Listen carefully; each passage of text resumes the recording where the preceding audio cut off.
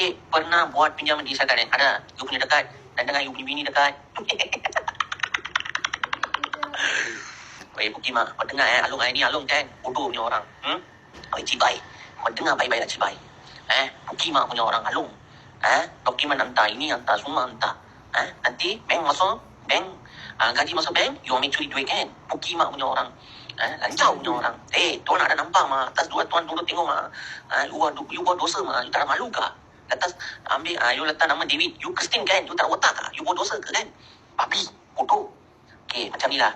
Kalau bulan-bulan bayar, you hantar you punya amai rumah saya lah. Okay, semua sudah selesai. You bagi wang, setiap bulan, hantar 2 amai. You punya ada berapa ada amai? Amai ada berapa?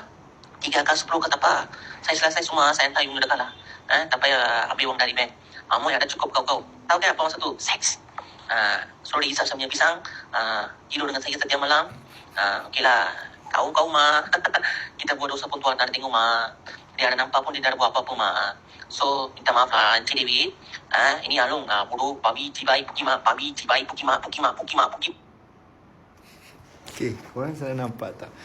So, tadi staff saya tanya, David, you tak marah ke dia marah mak you? Okay, saya tak marah lah sebab kita bisnes, mengapa saya nak marah? So, jumpa orang macam ni, kita biar saja. Dia marah, dia happy, kita biar saja, sudah. Abang, tengok tak? Aduh, sakit kepala. Okay, bye.